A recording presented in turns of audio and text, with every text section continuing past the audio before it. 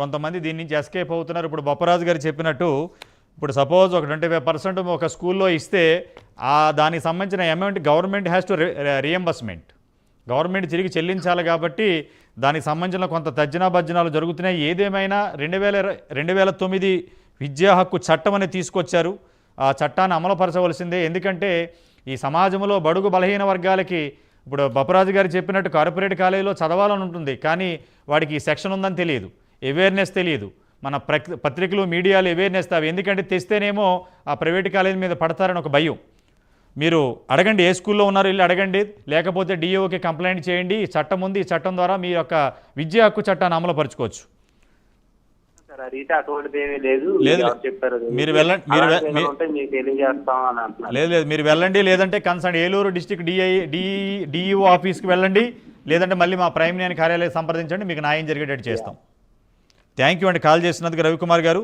గజేంద్ర గారు చెప్పండి, ఏంటి అసలు ఆ తెలుగు రాష్ట్రాల్లో చట్టాలు ఉంటాయి, చట్టాలు చుట్టాలు అవుతున్నాయి తప్ప నిరుపేదలకు, ఎస్సీ ఎస్టీ మైనారిటీలకు ఈ చట్టం ఇప్పుడు బొప్పరాజు గారు చెప్పినట్టు నాకు ఉందా అని తెలిసింది సార్, మీరు డిబేట్ పెట్టాక అంటున్నారు. వారు ఒక చాలా సీనియర్ అధ్యక్షులు ఏపీ రెవెన్యూ సర్వీసులు, ఆయన పేరు తెలియని వాళ్ళు లేరు. కానీ ఈ రోజున ఈ చట్టాలను కూడా పబ్లిసిటీ చేయలేని స్థితిలో తెలుగు రాష్ట్రాలు ఉన్నాయంటే మరి పేద ప్రజలకు అన్యాయం జరగట్లేదంటారా? వైఎస్ఆర్సీపీ పార్టీగా మీరు చెప్పండి. ముందుగా ప్రైమ్ నైన్ యాజమాన్యానికి, ప్రైమ్ నైన్ ప్రేక్షకులందరూ కూడా నమస్కారం తెలియజేసుకుంటూ, ఈ గత 55 రోజుల నుంచి స్పెషల్ డిబేట్ చేసి దీని మీద పోరాటం చేస్తున్నటువంటి ప్రైమ్ నైన్ యాజమాన్యానికి, అదేవిధంగా మా అన్న గురువులు పెద్దలు సత్యనారాయణ గారికి ప్రత్యేకంగా అభినందన తెలియజేసుకుంటాం మా విద్యార్థి సంఘాల నుంచి. Thank you. అదేవిధంగా బొప్పరాజన్న గారికి మా ప్రత్యేక ధన్యవాదాలు. ఎందుకంటే ఆ స్థాయిలో ఉండి కూడా విద్యార్థి సంస్థలపై మాట్లాడడానికి వచ్చినటువంటి అన్ని కార్యక్రమాలు వదులుకొని కూడా మా కోసం కేటాయించినటువంటి బొప్పరాజన్ గారికి ప్రత్యేక ధన్యవాదాలు తెలియజేసుకుంటున్నాం.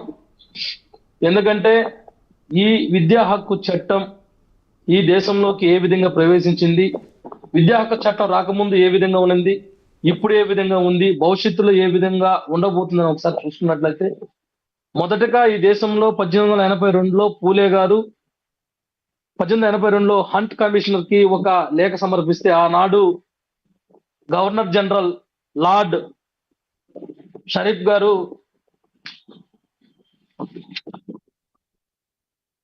లార్డ్ రిప్పన్ గారు ఆ రోజు కమిషన్ ఏర్పాటు చేస్తే దానికి ప్రమేయంగా మళ్ళీ బాలగంగాధర్ గోపాలకృష్ణ గోఖలే గారు 1910-11లో లెజిస్లేటివ్ కౌన్సిల్ లో మళ్ళీ ఆ తీర్మానం చేసి, ఆ తీర్మానం వీగిపోతే మళ్ళీ అది కొనసాగించి 2021 CABE central adviser board education కేంద్ర విద్యా సలహా మండలి ఏర్పాటు చేస్తే మళ్ళీ అది 1929లో రద్దు అయింది. మళ్ళీ దాన్ని 1935లో మళ్ళీ అమలు పరిస్తే మళ్ళీ 1950 మన భారత రాజ్యాంగంలో దాన్ని 4వ భాగం 45 నిబంధనలో 6 నుంచి 14 సంవత్సరాల పిల్లలు ఉచితంగా నిర్బంధ ప్రాథమిక హక్కు కావాలని రాజ్యాంగంలో పొందుపరిచినప్పటికీ దాన్ని తూతూ మంత్రంగా అమలుపరుస్తూ మళ్ళీ 2002లో దాని మీద మళ్ళీ కమిటీలు వేసి దాన్ని కింది మీద చేసి మళ్ళీ 2009లో ఈ విద్యా హక్కు చట్టం ఏదైతే 2009 ఉందో దాన్ని అమలుపరచడం జరిగింది. అమలుపరిచిన తర్వాత కూడా అది పేపర్ల వరకే, ఏదైతే చట్టంలో మాత్రమే దాన్ని దాచిపెట్టి కప్పిపుచ్చి దాన్ని రాజకీయం చేసి బయట ఎక్కడ కూడా తీసుకురాకుండా కప్పిపుచ్చి రాజకీయం చేసేటువంటి పరిస్థితి ఈ దేశంలో ఉంది.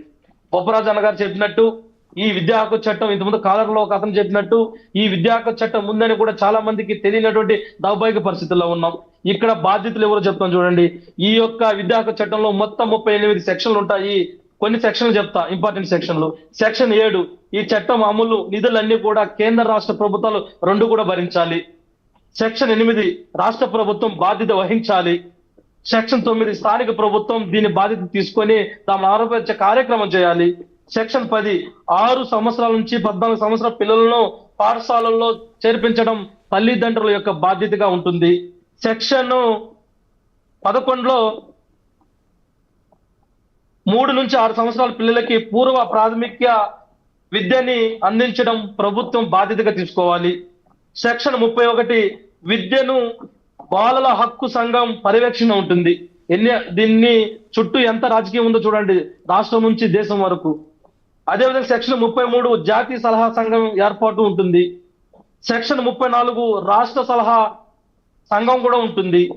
సెక్షన్ 38, ఈ చట్టం అమలు చేయడానికి నియమాలను రూపొందించుకోవడానికి సంబంధిత ప్రభుత్వాలుకి అధికారం కలదు. మరి ఇంత పెట్టుకొని, ఇంత వెసులుబాటు పెట్టుకొని దీన్ని నీరు గార్చడం, ఈ దేశం అభివృద్ధి చెందకపోవడానికి కారణం ఈ దేశంలో ఉన్నటువంటి ఎస్సీ, ఎస్టీ, బీసీ, మైనార్టీ వర్గాలు 85% ఉంది కదా. ఈ 85% అభివృద్ధి చెందినప్పుడే కదా, చదువుకున్నప్పుడే కదా, విద్యావంతులు అయినప్పుడే కదా ఈ దేశం బాగుపడేది. దాని పక్కన పెట్టి ఈ దేశం బాగుపడుతుంది అని మా తాతలు ఉన్నప్పుడు, మా ముత్తాతలు ఉన్నప్పుడు, మా నాన్నలు ఉన్నప్పుడు, మేము రేపు భవిష్యత్తులో మా పిల్లలు కూడా ఈ భారతదేశం అభివృద్ధి చెందుతున్న దేశంగానే చెప్పుకుంటూనే పోతుంటాం. అభివృద్ధి చెందిన దేశంగా చెప్పాలంటే ఈ దేశంలో ప్రతి ఒక్కరికి ఉచిత విద్య అందినప్పుడే ఈ దేశం బాగుపడుతుంది. విద్యావంతులు అయినప్పుడే కదా ఈ దేశంలో జరుగుతున్న అవినీతి అక్రమాల గురించి తెలుసుకున్నప్పుడే కదా వాడు విద్యావంతుడు అయ్యేది, వాడు తెలుసుకునేది, వాడు ఆర్థికంగా స్థిరపడేది, ఆర్థికంగా సామాజికంగా బయటపడేది. కాబట్టి ఈ యొక్క విద్యా హక్కు చట్టం ఏదైతే ఉందో దాన్ని తూచా తప్పకుండా ఈ కేంద్ర రాష్ట్ర ప్రభుత్వాలు ఖచ్చితంగా అమలు పరచాలి. ఇంతకుముందుగా బొప్పరాజన్ గారు చెప్పినప్పుడు ఎక్కడ వాళ్ళకి ఫీజు రింబర్స్మెంట్ మళ్ళీ తిరిగి ఇవ్వాలో అనే బాధతోటి ఎంతమందికి ఇస్తారంటే, ఒక పాఠశాలలో 25% అంటే 100 మందికి 25 సీట్లు ఫ్రీగా ఇస్తే దేశం మొత్తం లేదా రాష్ట్రం మొత్తం కూడా ఎంత అవుతుంది? ఒక 5 కోట్లు 10 కోట్లు అవుతుందా? మీరు కబ్జా చేసేటువంటి నిధుల్లో 0.001% కూడా ఉండదు కదా నిధులు. ఈనాటి బాలలే రేపటి పౌరులు, ఈనాటి బాలలే ఈ దేశ పునాదులని చెప్పుకునేటువంటి ఈ రాజకీయ నాయకులకి ఇంత సోయ లేదని మేము అడుగుతున్నాం. ఎందుకంటే ఈ దేశం ఎటువైనా పోని, ఈ దేశం చదువు లేకుండా బానిసత్వంతో మగ్గుతుంటే కొంతమంది రాజకీయ నాయకులకి పబ్బం గడుపుకునే పరిస్థితి ఉంటుంది. ఆ రోజు బ్రిటిష్ వాళ్ళు 1882లో పూలే గారు ఆ హంట్ కమిషనర్ కి లేఖ సమర్పించినప్పుడు ఆ బ్రిటిష్ వాడు ఆ కమిషన్ ఏర్పాటు చేయకపోయింటే అప్పుడు చాలా మంది విద్యకు దూరం అయిపోయే వాళ్ళు. ఆ తల్లి సావిత్రిబాయి పూలే గారు మొదటి ఉపాధ్యాయులుగా ఉండి ఈ దేశంలో మహిళలందరూ కూడా చదువుకోవాలని గొప్ప సంకల్పంతో, ఆలోచనతోటి ఈ రోజు అందరికి కూడా విద్యను అందించేటువంటి గొప్ప గొప్ప సంస్కరణలు ఆ రోజు బ్రిటిష్ కాలంలోనే, ఆ రోజు అంతా సమస్యలు ఉన్నప్పుడు కొంతమంది మహానుభావులు తీసుకొచ్చినటువంటి కొన్ని కార్యక్రమాల వల్ల ఈ రోజు చదువుకుంటున్నాం.